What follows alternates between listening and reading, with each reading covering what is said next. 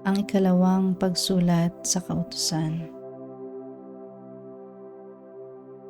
Noon ay sinabi sa akin ni Yahweh, magtapyas ka ng 2 bato tulad noong una at gumawa ka ng kabang yari sa kahoy. Pagkatapos umakyat ka sa bundok, isusulat ko sa 2 tapyas ng bato ang nakasulat sa unang 2 tapyas na binasag mo. Pagkatapos, itago mo sa kaban. Kaya gumawa ako ng kabangyari sa punong akasya, tumapyas ng 2 batong katulad noong una at ako'y umakyat sa bundok. Isinulat nga ni Yahweh ang 10 utos sa 2 tapyas na bato.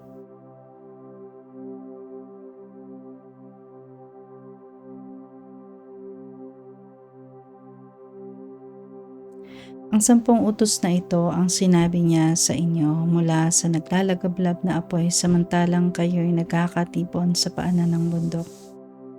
Ang 2 tapyas ng bato ay ibinigay sa akin ni Yahweh. Ako'y nagbalik mula sa bundok at inilagay ko sa kaban ng 2 tapyas ng bato tulad ng utos sa akin ni Yahweh. Ang mga Israelita ay naglakbay mula sa Jaakan hanggang Mosera. Doon namatay at inilibing si Aaron. Ang anak niyang si Eleazar ang pumalit sa kanya bilang pare. Mula rooy nagtuloy sila sa Gudgoda at sa Jotbata, isang lugar na may maraming batis. Noon pinili ni Yahweh ang mga Levita upang magbuhat ng kaba ng tipan, tumulong sa paglilingkod sa kanya at magbasbas sa kanyang pangalan tulad ng ginagawa nila ngayon. Dahil dito walang kaparte ang mga Levita sa lupaing ibinigay sa inyo ni Yahweh na inyong Diyos. Si Yahweh ang bahagi nila tulad ng pangako niya. Tulad noong una, 40 araw at gabi akong nanatili sa bundok at pinakinggan naman ako ni Yahweh. Dahil dito, hindi na niya itinuloy ang balak na pagpuksa sa inyo. Sinabi niya sa akin na pangunahan kayo sa paglalakbay at pagsakop sa lupaing ipinangako ko sa inyo, mga ninuno. Ang diwa ng kautusan ni Yahweh.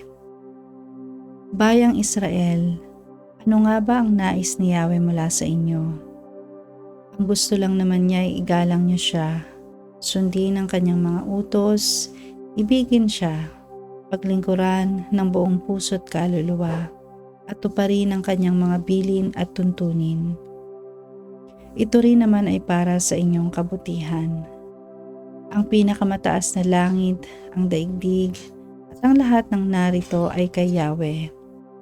Ngunit sa laki ng pag-ibig niya sa inyong mga ninuno, kayong lahi nila ay pinili niya sa gitna ng maraming bansa.